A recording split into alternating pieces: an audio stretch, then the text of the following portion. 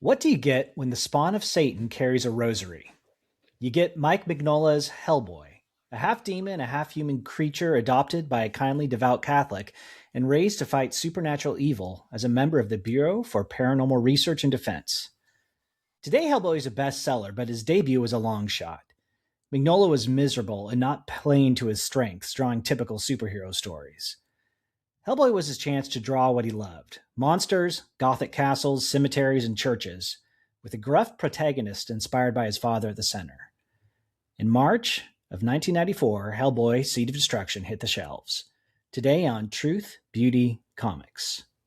Welcome to Truth, Beauty, Comics. I'm Levi, a cartoonist. And I'm Felix, the guy who likes comics. And this is the podcast where we look for transcendence in a pulpy medium. And today we'll be discussing Hellboy, Seed of Destruction, issues 1 through 4. And so, Felix, part of my biography is I for some reason I was not Pentecostal, but my family sent me to Pentecostal summer camp every year. And distinctly in my memory, this must have been right around the time 1994 when this was coming out, maybe the summer of 1994. I remember a sermon preached at this Pentecostal camp against the evils of Wayne's World. Wow. So, yeah, the phrase that stuck in my head was, "Do you know what schwing means?" Which I didn't at the time, but I think we could have all figured it out if we had, used our imagination. But I think if they had known that Hellboy was hitting the shelves, it probably would have been a much better target for their ire, because Hellboy on its surface seems like something squarely aimed at Christian sensibilities to offend them. The main character is a demon, right? And yet, I don't know, I think it's actually kind of the opposite when you start reading it. But maybe we'll see as we go. So was this your first time reading Hellboy? Have you ever encountered this before? Pretty much. I mean, I'd sort of flipped through. I read, so there's the kind of main Hellboy books, and then there are the short story ones. I'd read one of the short story ones in high school, and it was, I don't remember what it was, but it had a bit of continuity stuff in it, and I didn't totally understand what was going on, but I loved the art. I was really struck by the art. But also, I was... I never up to this point sort of actually picked it up and made the time to read it since then. It's sort of always been in the back of my mind. I did kind of have, particularly as a teenager, I'd say but kind of a healthy hesitancy about anything that sort of uses demonic things, Yeah. And so, but I'd sort of heard enough people whom I respect, who really particularly praised Hellboy, that I thought it was worth kind of diving into. And now I've still not read a ton, right? I've read, it's, maybe 140 or so pages, right? It's about 4 issues. And I was enjoying it so much that I sort of went on and have read a bit more of the next one too. But I really enjoyed it. I don't kind of, sometimes we read something and I kind of come to the table with a lot of really fully formed thoughts and takes about things. And this one, I much more just sort of am like, this was cool. Yeah. I think that there is some depth there. I think there's some stuff we'll be able to kind of grapple with. I think there's a lot of good stuff, both in terms of kind of storytelling style. But then I also think that there's some meaningful kind of moral content that maybe some of the metaphysics I would take umbrage with, but the kind of underlying moral claims I think are quite good ones. Yeah. And but more than that, I just really enjoyed it. It's just such a cool, strange, idiosyncratic vision. Yeah. That Mignola has and is able to put to the paper. Yeah. That just it pulls me in. What about you? What's your kind of background with Hellboy, other than... Yeah, I mean, I think, the thing I probably would say is Mignola's art is so striking, so unique, and just so good that it was just kind of something growing up in the 90s you're just kind of aware of. There's this guy out there, and I wouldn't even have known his name probably, but you can just recognize it when you see it.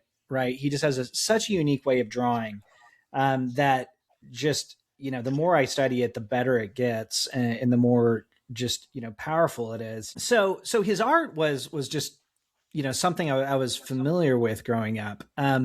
but probably I don't know if I ever read a Hellboy comic. I think probably my introduction was the movie, which I didn't see in the theater, but I Mm. did. I feel like I got it on DVD, maybe after it came out or rented it. I think that was my introduction to the character. And it's probably about 5 years ago is when I was like, I really want to start reading some of this stuff. Have not read it all. It's actually, there's quite a bit. One thing about Yeah. Mignola is he's really prolific, and I didn't realize there was this whole universe that he had created with other Yeah. artists and in it that he kind of oversees. So there it'd be a lot to try to digest all of it, but And really have enjoyed what I've I've read. not fact checked this, but I heard the claim and sort of glancing through the Wikipedia article, I believe it, that after Marvel and DC, Hellboy is the largest US comic extended universe because there Yeah. have just been a ton of different sort of spin-offs. There's a sort of main series of volumes that are really primarily kind of have Mike Mignola as like the central figure doing the vast majority of work. But then there is all these other series with the, Bureau of Paranormal Investigations and all these things that is really sort of intriguing. Yeah. And in prep for this too, I think there's a very interesting documentary on Amazon Prime.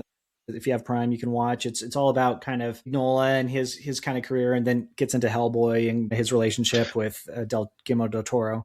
And it's also free with ads on YouTube. I watched the first 45 minutes of it before we started recording. Great. What is it called? I can't remember. It's Drawing Monsters or something either. like that. It's Mike Mignola. It's like Drawing Monsters, I think. Yeah, Mike Mignola Drawing Monsters is at least the one I was watching. Yeah, and it's really good, and it goes into his background really well, and I think kind of puts sort of some of his storytelling and art style kind of into the context of his life in a way that's very, I think, illuminating and kind of helpful. And I'm sure we'll get into some of what we both learned from it. Yeah, I mean, it is. I thought it was really fascinating just seeing his evolution as an artist. And, he had a pretty rough start, I would say, in the industry. And probably because he's not, and I think that's one of the things that makes Hellboy appealing is it's not like cookie cutter superhero comic stuff at all. It's very unique. It's even the stuff that he hated drawing, like, mentioned, like he hated drawing cars and vehicles and shapes, which is like, it seems like like someone like we've covered, like Hergé, you can tell he loves drawing that sort of stuff, but he just wasn't he wasn't really a good fit for the subject matter because it didn't interest him that much. And I think even trying to fit him into a house style like a Marvel or something was probably just a disaster because he has such a unique way of rendering. Although interestingly enough, it was Jack Kirby who seemed to have the influence enough on him to help him break out and kind of develop his own, idiosyncratic style. That is, that was fascinating to me because I mean we've read some Jack Kirby, Stan Lee stuff, and if you had asked me kind of what do I think the primary influences on Mike Mignola are after having read this, Jack Kirby would not have been one. Yeah, right. Totally. It's like he has almost a kind of, not so much painterly as sort of, it's almost like if you took like late 1800s, early 19th century, early 20th century children's book illustrations, like like an Arthur Rackham, and put it into a blender with like impressionism and just a few bottles of black ink. Yeah. Especially early on, they're so dark, but I mean, it's my sense it stays that way, but particularly early on, there's just so much blackness. And there's sort of nothing is drawn quite the way anybody else would draw the given thing. And it's, and I think that's a big part of what's so appealing about it is just how genuinely kind of unique his style is. Like it's not like, oh, he's doing this, he's picking up on this tradition and really clearly pushing it forward so much as like he has this really idiosyncratic style, that he then like learns. Like I think particularly his fights I think are influenced by Kirby, and then some of the designs of people. Yeah. But it might be helpful to sort of mention Mignola grew up one of three boys and was raised by this extremely sort of stoic single dad father, and he grew up Catholic and now is I think pretty sort of atheistic, but has I think a real respect for Catholicism, at least an interest in it, artistically certainly, but I think possibly slightly deeper than that. And his mother died when he was young and was always fascinated by monsters and ghost stories, and he would draw them. Mm-hmm.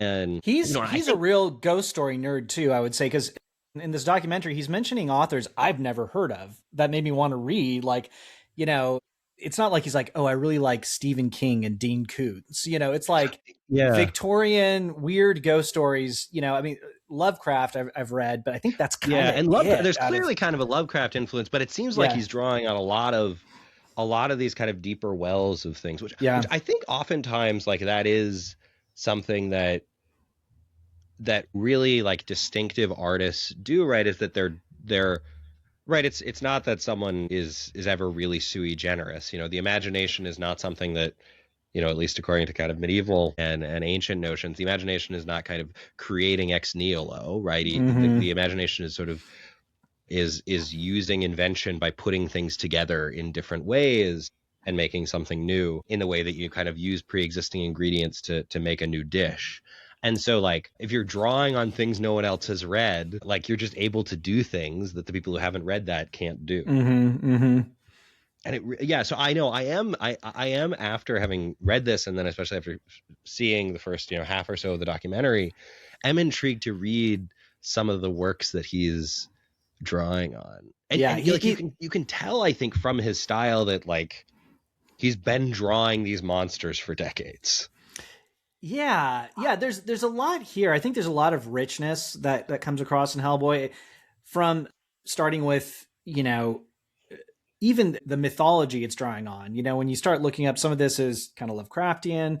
There's obviously a lot of Catholic influence here. But there's also just a lot of like Norse stuff thrown in. It's a real it's very diverse, in addition just to kind of just fun kind of gothic horror.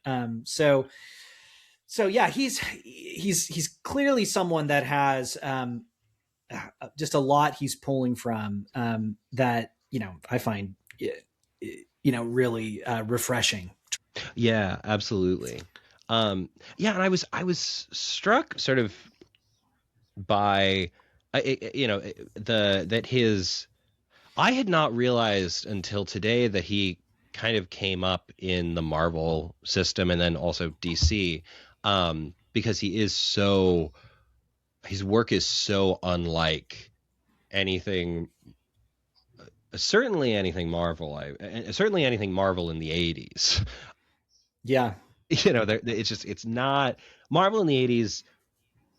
Had a house style, and I like that Mm-hmm. house style. I don't like it as much as the house style in the 60s, but I like it. But it's also sort of obvious to me that like he would not fit. Mm-hmm. He started out initially as an inker, and he said he was terrible at it. Yeah. And after his sort of first assignment, his boss gave him another assignment and said, take your time with this, because if you hand in another one like it, and then she just didn't finish the sentence.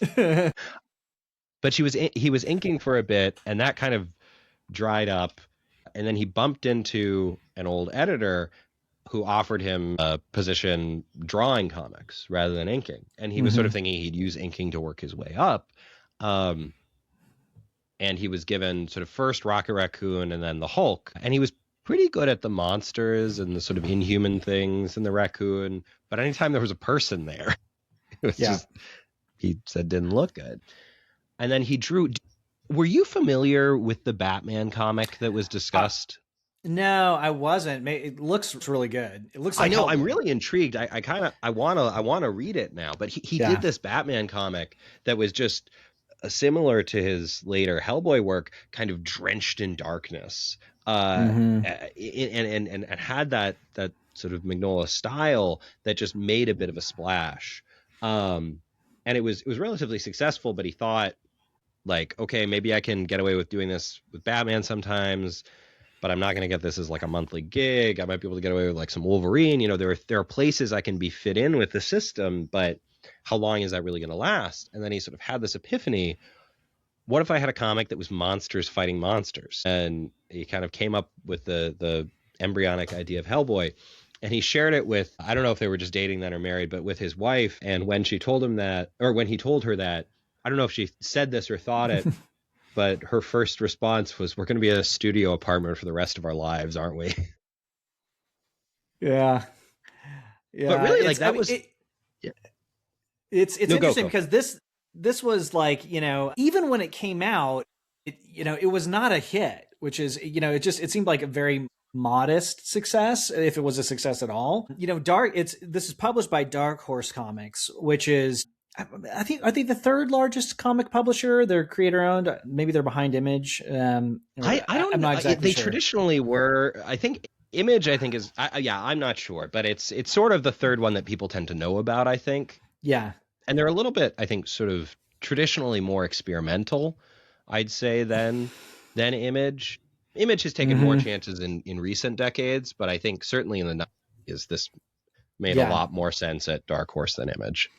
But it's just like, you know, Dark Horse and, you know, was just such a, in the 90s, being a comic fan, like you had your Marvel and DC, and like nobody read Dark Horse comics, you know, I mean, they had a tiny little section maybe in your comic store, right? But like, I can't think of anyone who, like, your friends would be interested in like reading a Dark Horse comic. So it was like small. I gotta think it was just small potatoes. And Image obviously made a huge splash. Everyone was reading Youngblood and Spawn and all this kind of stuff. But again, like this, you know, and it just kind of shows the staying power of this at the time, because it wasn't, you know, when Hellboy came out, I don't think it made a big splash. I don't remember anyone talking about it, but slowly, you know, now it's everywhere, you know? Yeah, it's funny because I'm maybe a decade younger than you. And when I was a teenager in the 2000s, you know, everybody knew Marvel and DC, and then they knew there was Dark Horse because everybody knew Hellboy. Right. You know, so like it was sort of the one thing that everybody knew. Oh, there's this other publisher.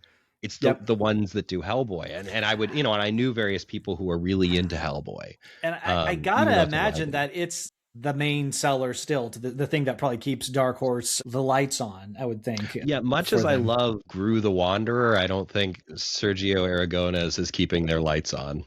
Yeah, exactly. Well, should we dig in, or yeah, let's get into the comic.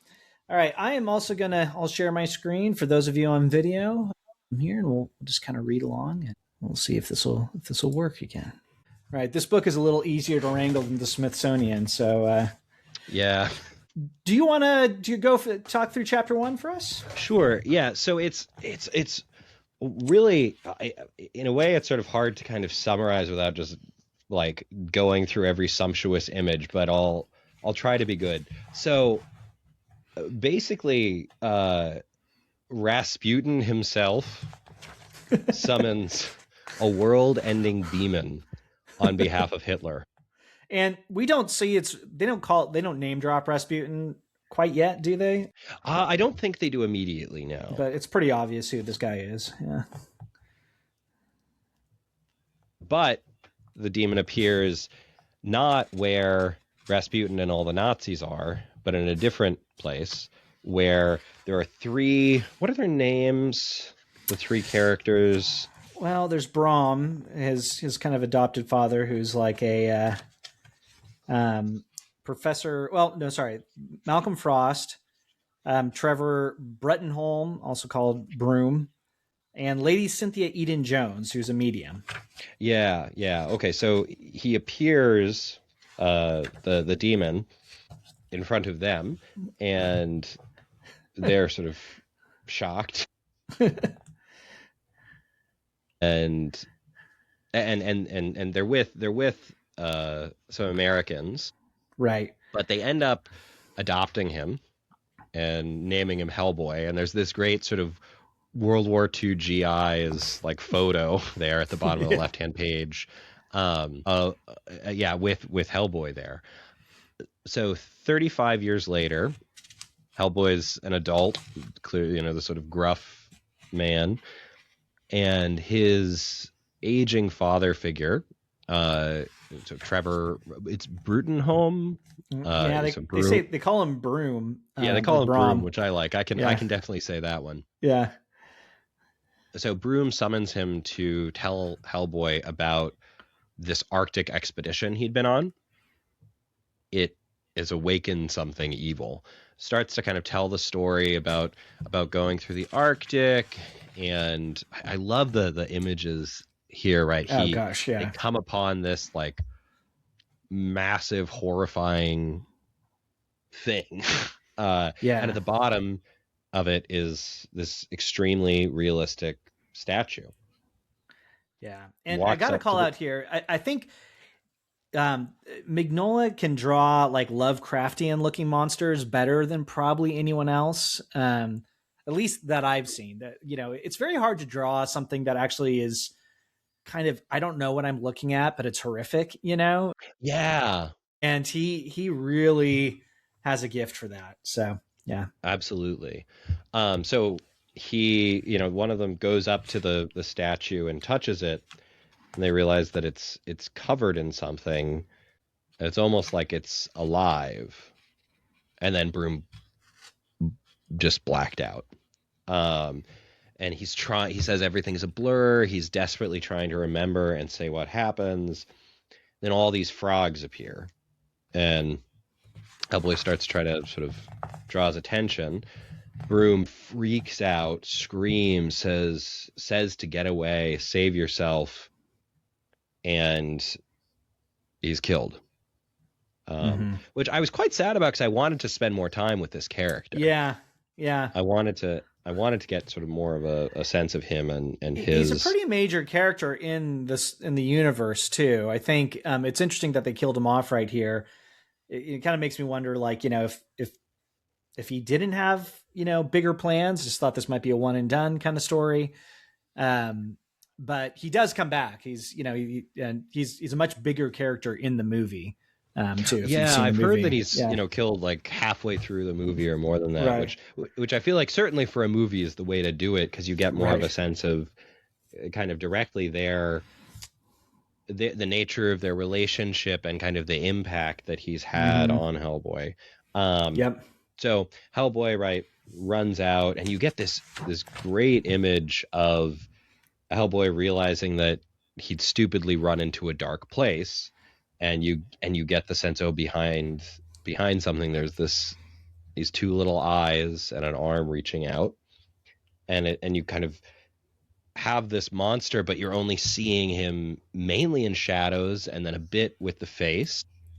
yeah, Has this yeah, long tongue that just massively seems to massively immediately like burn Hellboy. Um, Hellboy eventually is able to, shoot this weird kind of lizard creature, and he says, what falls from the top of the commode is a frog monster. What hits the floor isn't. And you sort of see that he's basically disintegrated into a skeleton. Hellboy then reports the incident to the Bureau of Paranormal Research and Defense, and we see this on the last page, this sort of image of an old woman saying, "He is dead. We are proceeding. Then will you keep your promise?" "Yes, Emma, soon, very soon." And there's this sort of creepy image of the frog in her teacup. yeah, Great first chapter. Like, really yeah. grabbed my attention. I don't know what your thoughts are. Yeah, this is a it's very well written, very, it's a good hook. Obviously just gorgeously illustrated, and it's one of those things that um just as you look at every page, and this is the thing about Mignola, is that he's just so gifted with composition. Um just the framing, he knows how to stage stuff, so it's very readable, it's very easy to understand, but it's also like picking the perfect kind of way to frame an image. I don't know. Just reading this kind of blows me away. The art and just even little details like in the background here, some of these statues he'll do, with like these angels and the statuary or the crucifixes. There's just, it's clear like he's drawing what he loves, right? There's no, I don't think there's a single car that makes an appearance in this. It's all, it's gothic, kind of creepy stuff like, these Closest you get is the graveyards. gun, yeah. Yeah, exactly. So, he's playing to his strengths here, and it really works. It just looks so good. And I think Hellboy too is a very immediately kind of recognizable character, right? He's got personality, Yeah, both physically and kind of emotionally, personally.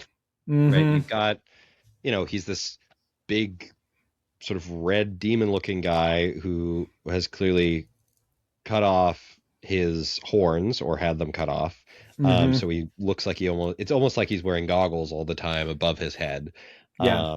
Got the big tail and one sort of normal arm and one kind of giant right arm that's going to become important. Yeah. And also we should mention that these first 4 issues were written by John Byrne rather than by Mike Mignola, Byrne is best known for his Marvel work, particularly his Fantastic Four run in the 80s. And he's not someone I've actually read before, though I've heard very good things, particularly about his Fantastic Four run.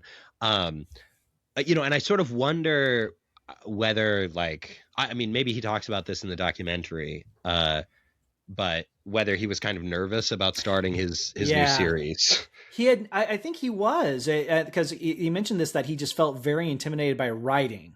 And so he kind of pulled on this John Byrne was huge in like the 80s and especially the 80s.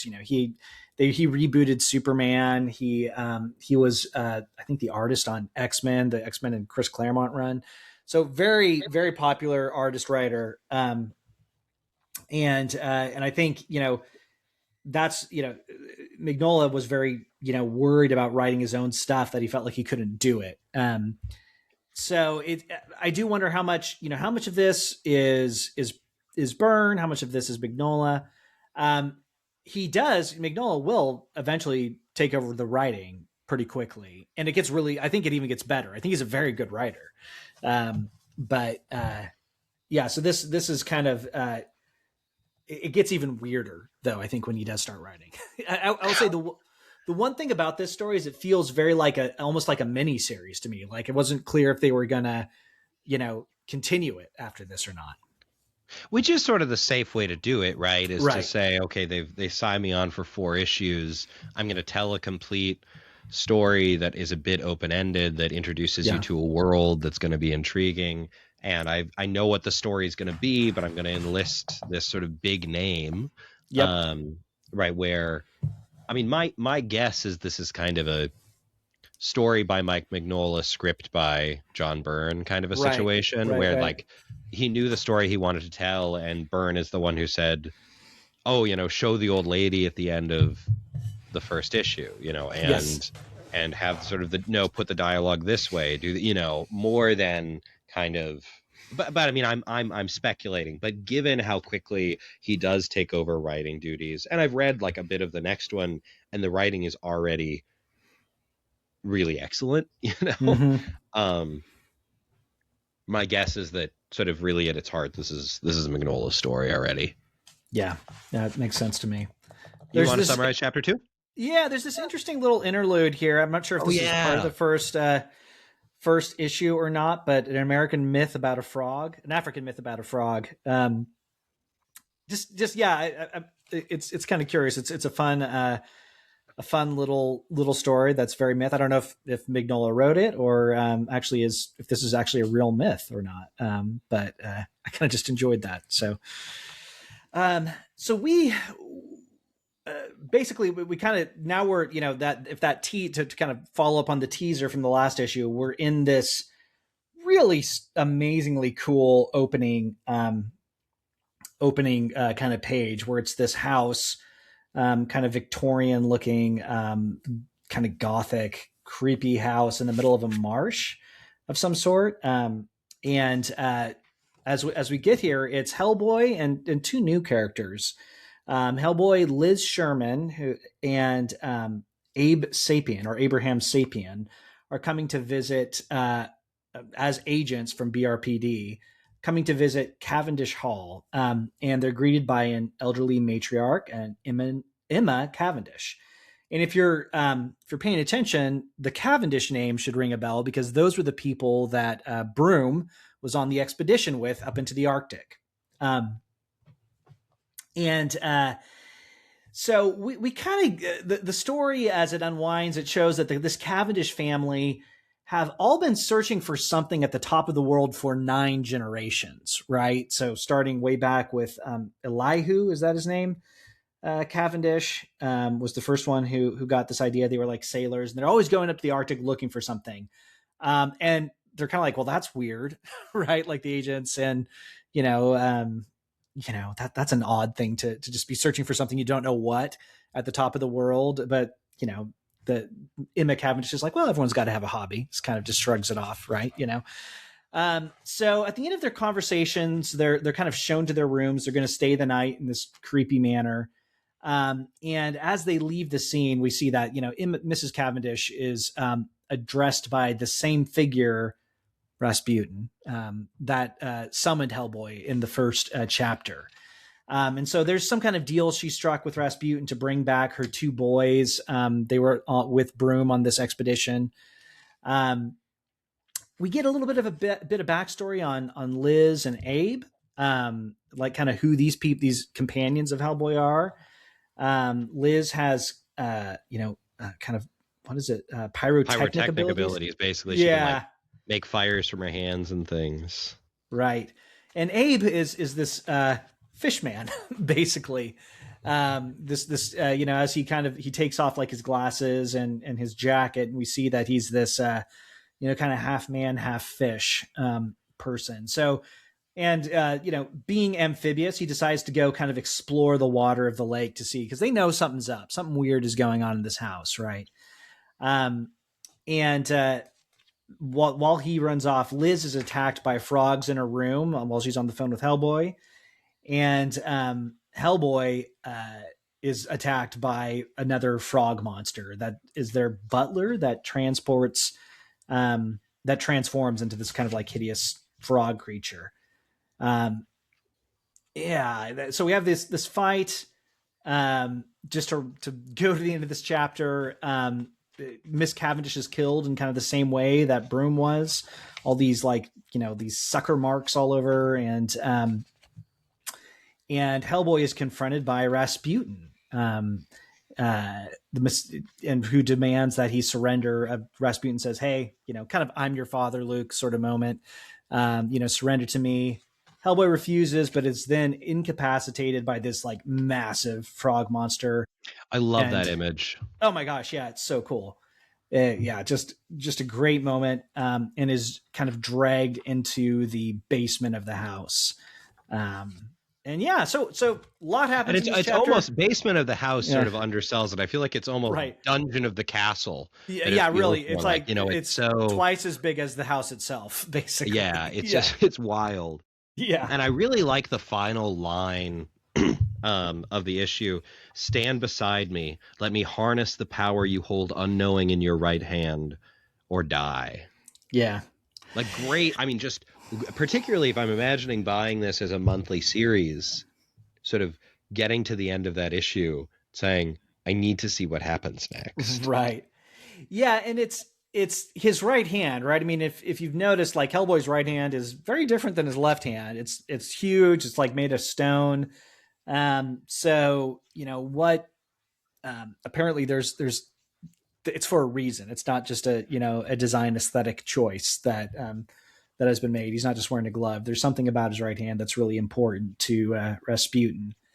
Anything else on this issue that jumped out? Just something that's kind of kind of striking.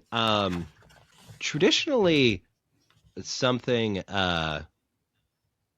So this sort of evil right hand, right, or maybe not evil, but Mm-hmm. it has.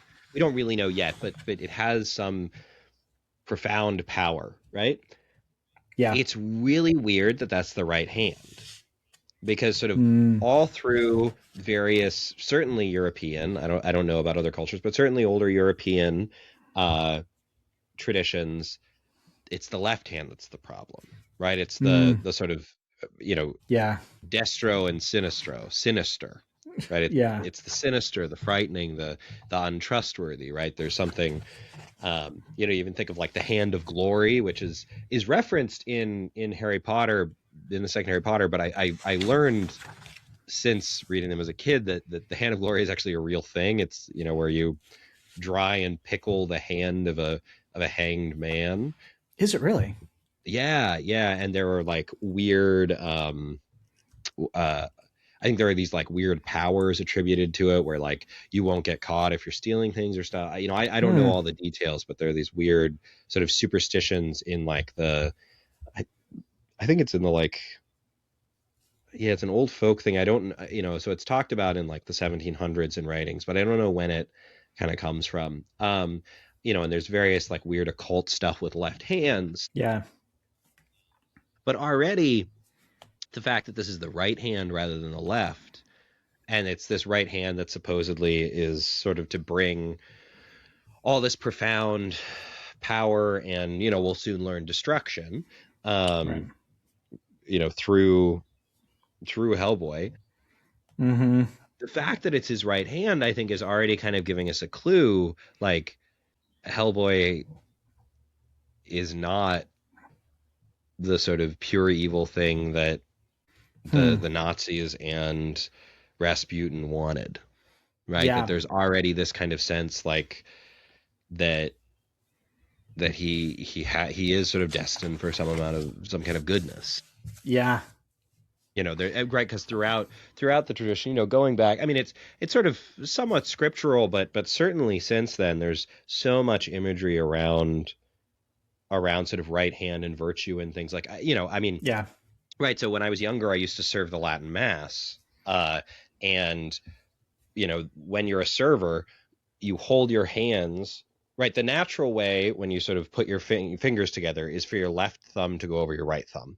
Oh, But when you're interesting. serving, you actually put your right thumb over your left thumb as a sort of reminder of good over evil, right? Mm. And to sort of like remind a little boy like you should do things properly, like you're in this sacred space, Right. But it's these little things of sort of right over left, which of course can maybe in the like 1500s lead to some bullying of left-handers or something, but but I think there is this sort of really deep kind of symbolism.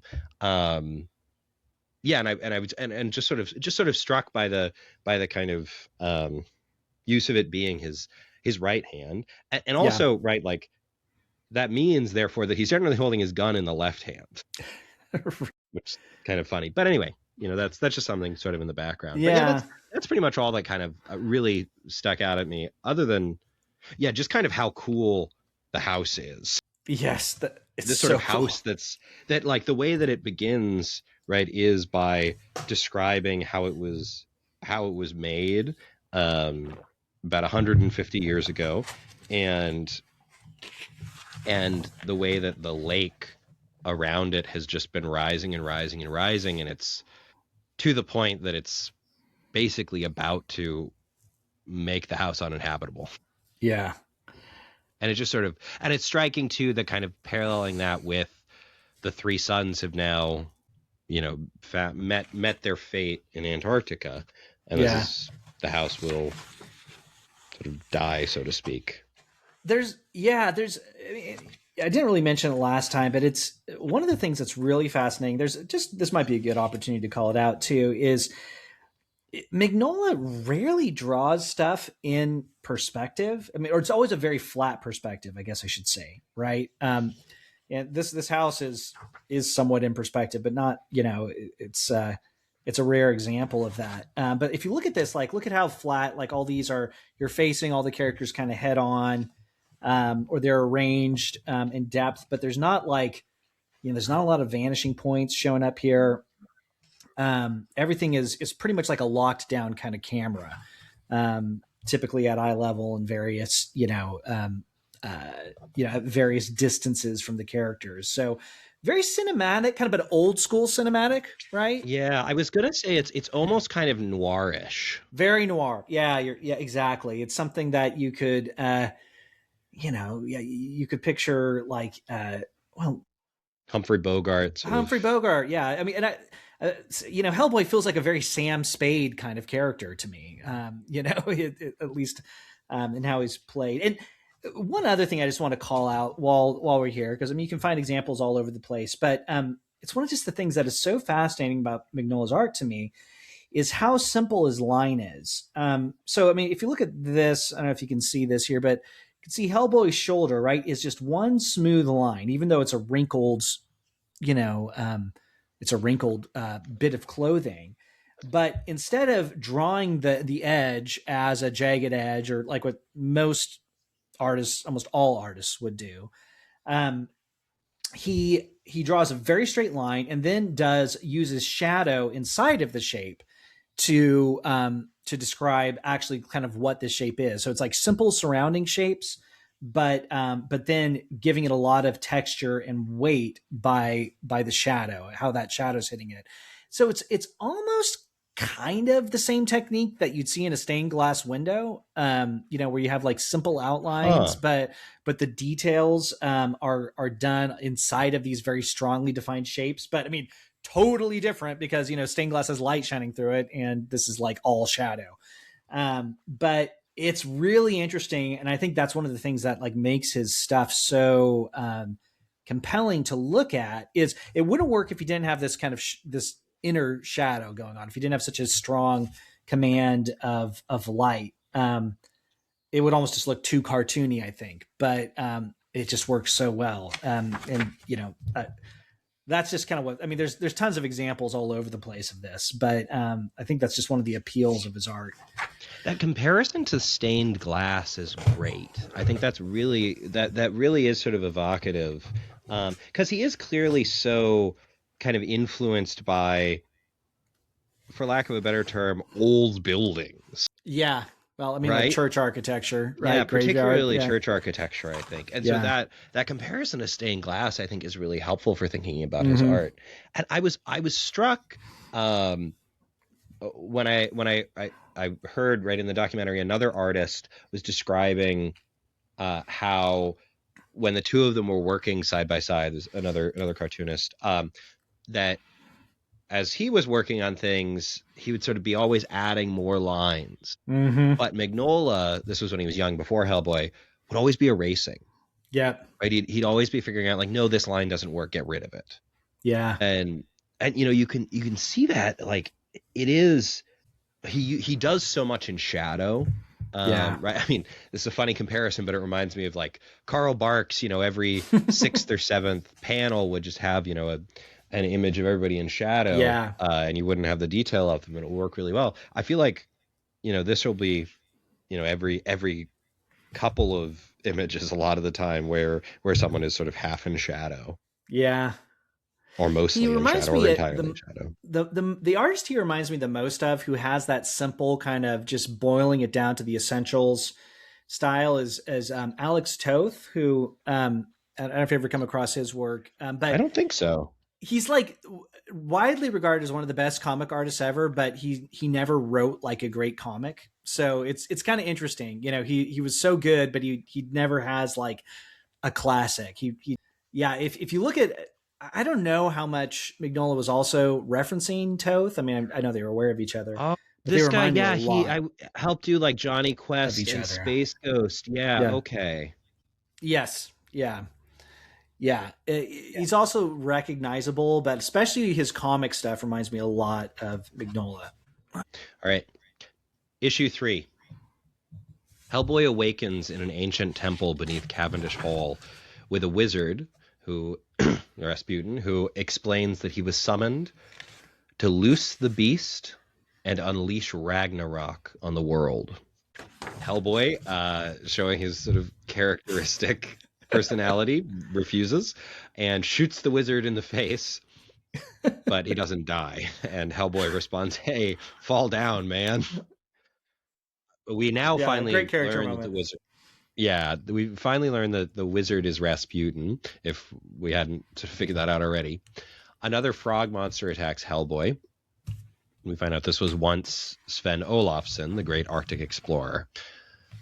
And, we sort of have figured out by this point that all of the sort of weird lizard creatures are people who were turned. Meanwhile, we come back to Abe, and I love the image of Abe in the night, sort of looking over this water. It just, I'd put that on my wall. Yeah.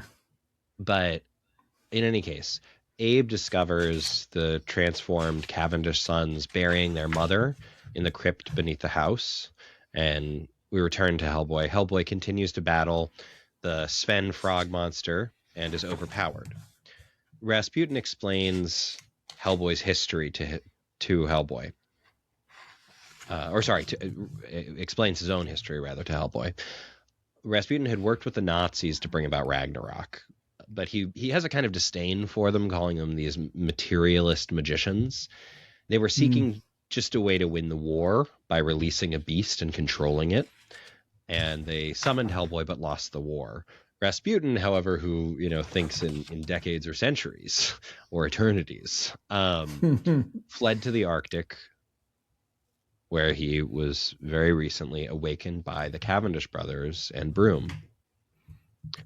Rasputin in the Arctic temple had a vision of, I'm not going to be able to pronounce this, but Ogdru Jihad, 7 imprisoned beasts, these kind of like almost dragons of some kind. Rasputin allowed Broom to return to New York, knowing that he would reach out to Hellboy. And now Rasputin has Hellboy, and since Hellboy is refusing to assist him, his plan is to use Liz, whom he's captured and seems to have not so much turned of her own free will, but is kind of controlling. Has her under a spell of some kind or something. Yeah, exactly. So this chapter really is where we kind of get more of the real, let's say, substantive world building start. Mm-hmm. And I don't know that I have kind of that much to say about it, other than that the art through the flashback is quite striking, and the kind of, as I had said before, almost impressionistic. Yeah. Yeah, it works for me. I don't know. It What do you it think? does. Yeah, I think I don't have a ton to add either. I think there's something very it's Lovecraftian, but his the way he depicts these 7 imprisoned beasts, it's just really creepy. And I remember the first time I saw this, I think maybe in the movie, you're like, what the heck is in that? It's so creepy. It's very unsettling. And then this monster that's also beneath, that he's brought with him, Sadu Hem, it's so freaky. Yeah. So yeah, there's just Mignola is really good at drawing monsters, I could say. I mean, he has a gift for imagery that's unsettling, not in a gross way though. I think not in a way that's like that is disgusting. You know what I mean? There's some comic artists who are just like, let me just like put something so violent, like I'm going to tear someone's head off and just show, you know what I mean? I hate that sort of stuff. He draws it in a way that is much more eerie and I don't know what the words would be, but it's not that it's like explicit or disgusting. It's just unsettling, and in a way that I think is very good and at least talented. Yeah, absolutely.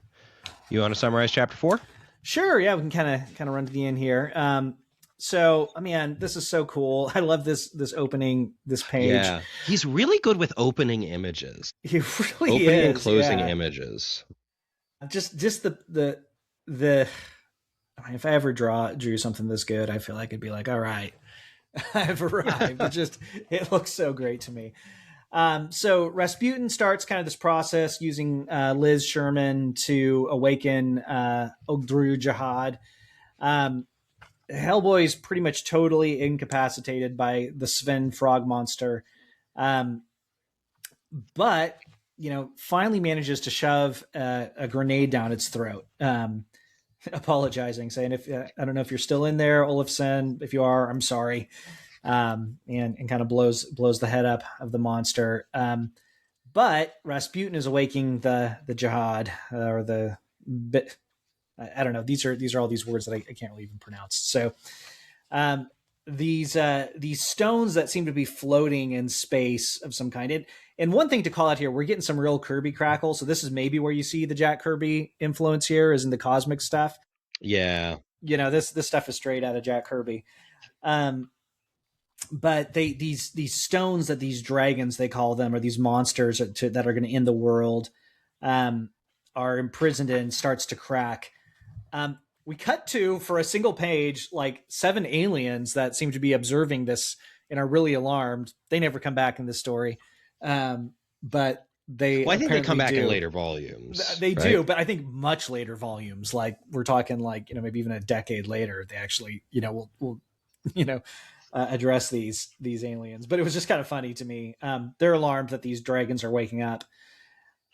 Meanwhile, Rasputin, while he's in the middle of this kind of demonic rite to awaken these dragons, is speared by Abe Sapien with a harpoon, who just kind of comes out of the blue, but seems to be controlled by Elihu Cavendish, the patriarch of the Cavendish family, just who's like this, who was supposed to be dead. So kind of strange.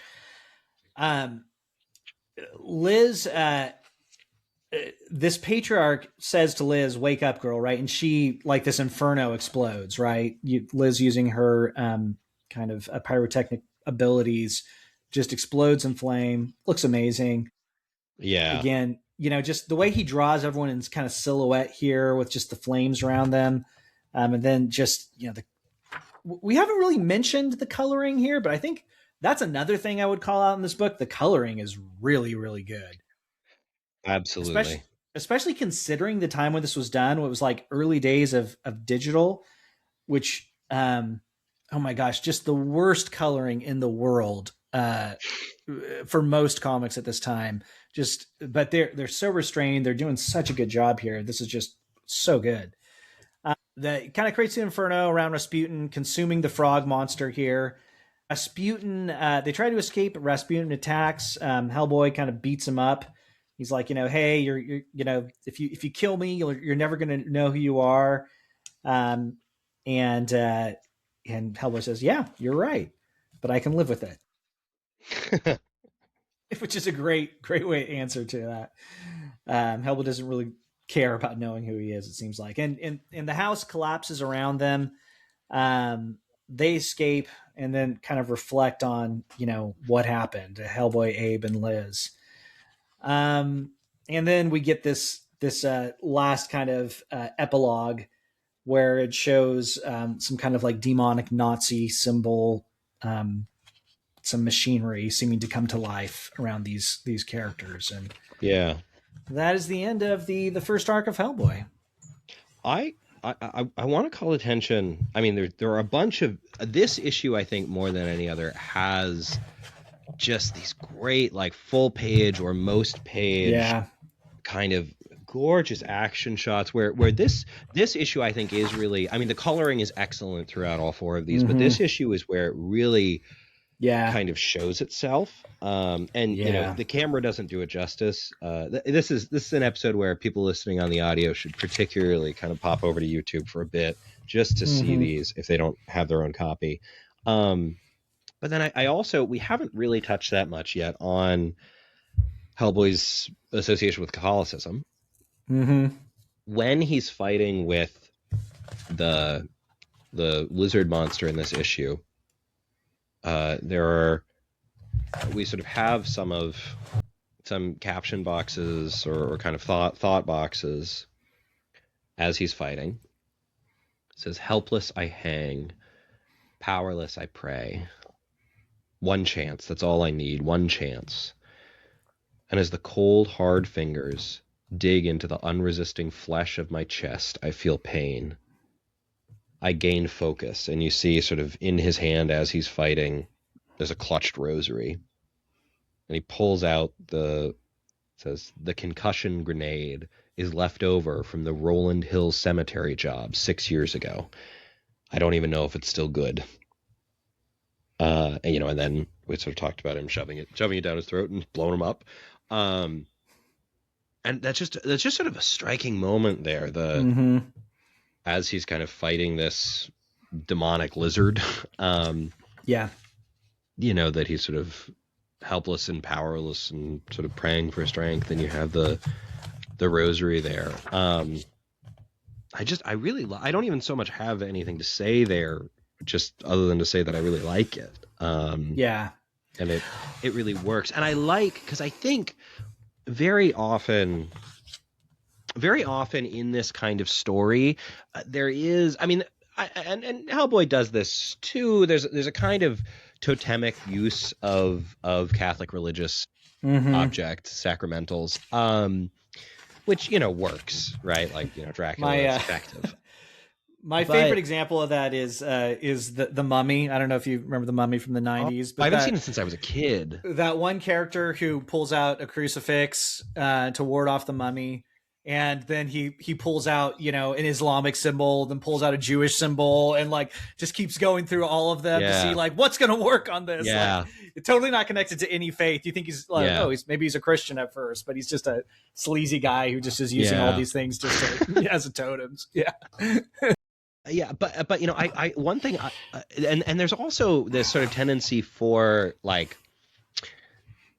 Catholicism in particular, right? Because there's all the smells and bells and this deep history, and right, Catholic priests, every diocese has an exorcist, no offense to my myriad Protestant friends or my co-hosts, but when somebody's got thinks they're actually possessed, or someone they love is, they call the Catholic priest even if they aren't Catholic. Right. They're sort of, and in England, right, exorcisms are much more effective when they're done in churches that were built before the Reformation, right, when they were Catholic churches first, and there's sort of so much, right, oldness sort of to Catholicism that it is tempting to kind of just make it a kind of pageantry, and also particularly make it mostly used for kind of creepy stuff, where it's just associated with sort of the evil of it. I and again, I haven't read through the whole series, but I like that there is this sense that Hellboy himself, certainly his foster father, right, had a strong faith, but also Hellboy himself seems to have a kind of genuine faith, right? And that's just so, to me, that's much more interesting and substantive than when you just kind of have these horrible evil powers, right? Because you can end up with this kind of so this sort of hyper focus on the power of evil, right? And maybe somebody believes it's all imaginary anyway.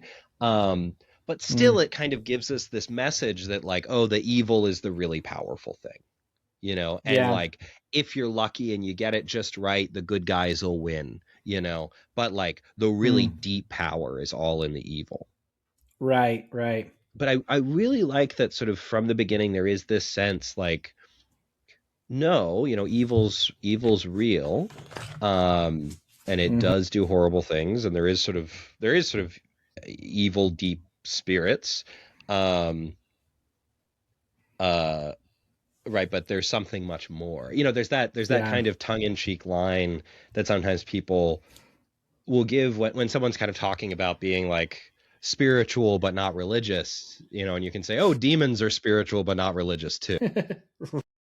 Right, but the idea that no, there is another side to the story, and in fact that's the real story, right? The sort of Yeah. the real story is of, Christ's victory over Yeah. evil. Well, I think there's that was kind of my question. I think going out of this, and I'm glad you brought it here, because is this a subversive work? And I think we're so we might that's just such a popular thing in our day, kind of postmodern age, right? Is subversion seems like the only thing that we have left as far as storytelling options. So I mean, obvious examples are stuff like Has Been Hotel, right, which is told like it's in hell, right? It's supposed to be how fun and great, demons and all this kind of stuff are clearly a subversive work, and just subversion is all over the place. And I think, but even before that, kind of I think the most subversive common thing that you'd see with like children's literature or stuff aimed at kids is evil is just misunderstood, right? Like how many stories do Yeah, we have where these symbols that were historically associated with evil, giants, dragons, these creatures that were evil, turned out to be these sweet misunderstood things that really the problem was with the people who were saying they were evil, not with them yeah, themselves.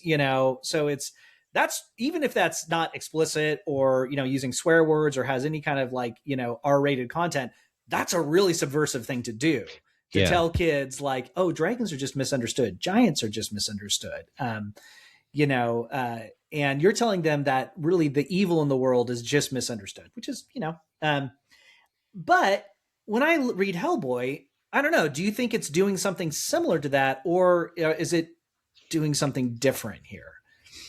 yeah. I mean, I think there's different levels of subversion, right? Because Mm-hmm. in a way, I don't know if all, but certainly most humor is kind of built on subversion, right? Mm. And lots of storytelling is too, right? Like there's a lot of subversion within Shakespeare. Um, and I'm of the school. I am like relatively convinced that Shakespeare was himself theologically either Catholic or very high church traditional Anglican. Mm. Um, I know there's sort of a lot of debate over this, and the more popular thing now is generally to think he was an atheist or even sort of nihilist. Um, I don't find that a very convincing reading of a lot of the plays, especially the comedies in Hamlet and Othello, but more than that. Uh, but right, like so my point though, that's sort of getting too far afield. My point though is that subversion itself is a really good tool, right? It's actually in small doses really helpful. I think it's sort of like wasabi, right? Like a little bit on your meat is delicious, right? And Right. and, and really adds a Right. lot. But if you were to try to live off of it, you die. And I think that a lot of contemporary storytelling, particularly for children, but not just, um, is just trying to live off wasabi. Yeah. And like these things have, a friend of mine likes to say that this kind of thing, right, that kind of a lot of postmodern thought has its place, right? That if you have a rusty pipe and you want to make it useful again, you put a corrosive acid on it and it can Mm-hmm. get the rust off and it becomes Yeah. useful again, right? And you can Yeah. see the thing itself, right? It's That's not very like useful. modernism was the thing we need to return to. Yeah, right. There's something useful at points, right? But you shouldn't be spraying it on your friends. There's Right. there's Yeah. there's a use, but it needs to be in very particular ways. And I think Mm. Hellboy is much closer to it. Now, I kind of fundamentally have let's say, a metaphysical issue if we were to take this as like kind of a literal story about a demon, right? The thing is Right. that demons are not born, right? Right. Demons They do not don't. grow Yeah. up. Yeah. Um, in kind of a traditional Christian metaphysic, uh, a demon is an angel, right? And angels do not exist in time. So while human beings make many acts of the will over the course of their lives, angelic beings from the moment of their creation either, I mean, quote unquote, moment, either accepted God's will and unified it with God's will or rejected God's will. And therefore, in rejecting God, right, moved away from Right. God, the source of all being, into hell, right? Mm-hmm. they're not just like, oh, the demons are having demon babies, and they're Right. little and innocent and can be good or bad, but since they're mostly growing up in hell, they end up bad. Right. So like metaphysically, there's a really deep kind of issue with this, but I'm not taking this as a kind of metaphysical text. I'm taking it as sort of a really good yarn, and at least sort of judging off of these first 4 issues.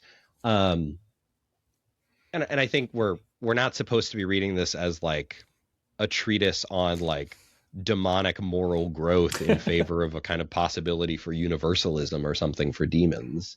And a kind of David Bentley Hart, all will be saved kind of a thing, so much as like the moral side of like, despite the pain and suffering and evil that you might come from and the kind of evil hopes that other people might have for you, you can move beyond them. You can reject that and grow towards the good. And I think that's like a deeply good and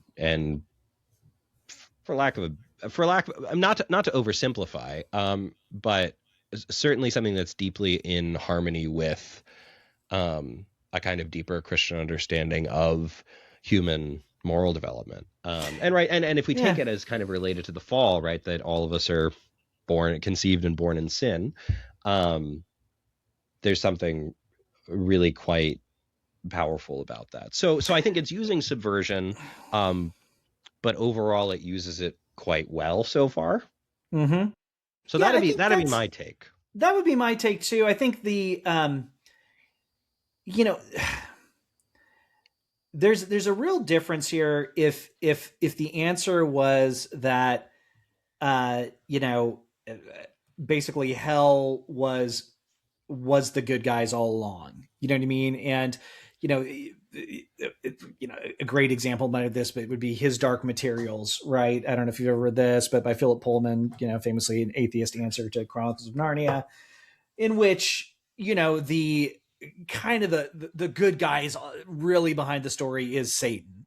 He's really kind of the hero of that story, and so and God is kind of the villain.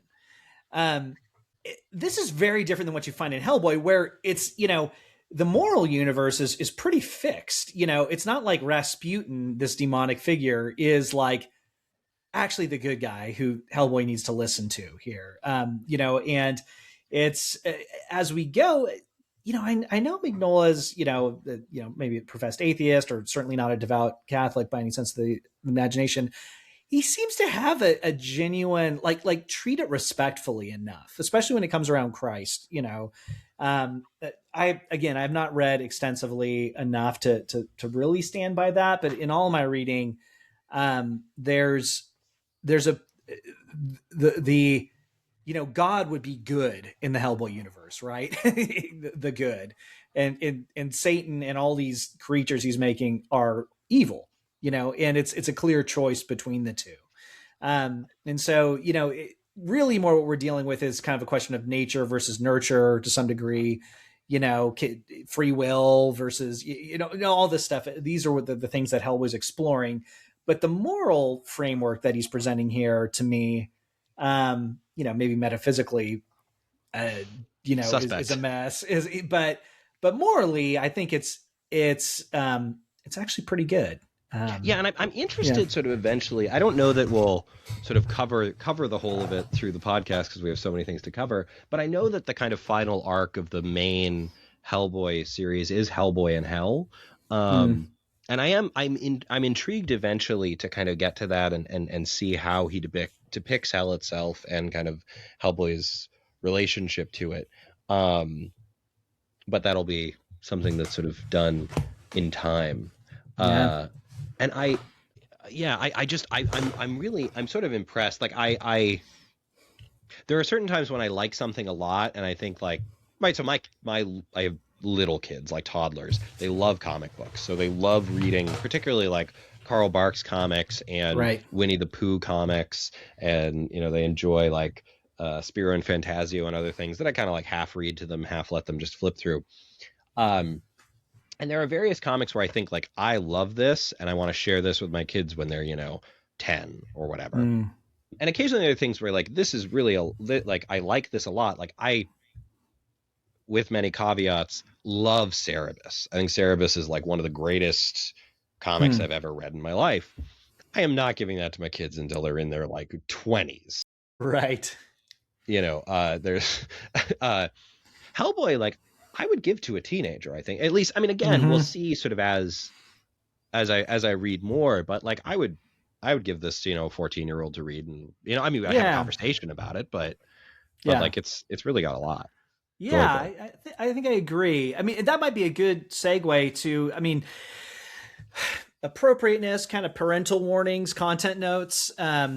You know, I think this probably more than just about anything we've reviewed so far on the podcast should come with a bit of parental caution.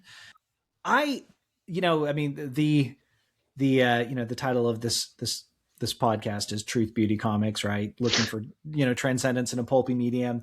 Um, One of the things I do appreciate about Hellboy, and I've said this before, is like it it never gets like filthy or disgusting. Yeah, it's It's violent, but and even in a way gory, but it's yeah, so stylized that it doesn't, like, it feels neither like disgustingly gory nor yeah, like it's desensitized to violence. exactly. Yeah, it doesn't feel just yeah. There's a yeah, well said. I can't add it. So there's nothing in it that or sexual either really that I've come across in it I think that some of the short stories there's a little bit, but yeah. but I haven't There's I haven't read enough to kind of. Yeah, there's some frontal nudity, male frontal nudity in it, and there might be some female nudity too, but not in a um, particularly kind of lurid way. Much more just kind of, as part of the story. So I think I would use caution. Kind of, I'd read it yourself first, yeah. if you're wondering about this for your kids, I would say 15, 16 might be kind of the appropriate age. But overall, I think artistically, story wise, it definitely gets my recommendation. Yeah, it's kind of less like, the concerns are more around kind of like violent sexuality and kind of like complexity, but not Yeah. so much that I think it's like actually a subversive in a really negative way. Which I'm Right. which I'm pleasantly surprised by. Again, I've read, the first 5 or 6 issues thus far, Mm-hmm. so maybe I'll eat my words, but at least these early issues, that'd be my sort of take. Yeah. So we'll be returning to Hellboy in 2 episodes' time, but next episode, we will be reading, sort of finishing off our series on classic newspaper comic strips, with a focus on Wash Tubbs and Captain Easy and Popeye Thimble Theater, which will be from the Smithsonian collection of comic books, or newspaper comic strips, chapters 4 and 5. Just rolls off the tongue. It does. If you enjoyed this episode of Truth Beauty Comics, there are 3 things you can do for the podcast to support it. The first is just to keep listening to it and tell your friends about it. The second is to review the podcast, giving it 5 stars wherever you listen to us. The last thing you can do is consider contributing to our Patreon with a monthly donation. For as little as $3 a month, you get perks like access to exclusive episodes, the opportunity to vote on topics for upcoming episodes, and even an original drawing from Levi. But most of all, you can help make the podcast sustainable. That's the end of the episode. You can reach us at truthbeautycomics@gmail.com or on our social media accounts. Thanks for listening, and remember to take comics seriously and have fun while doing it. All right.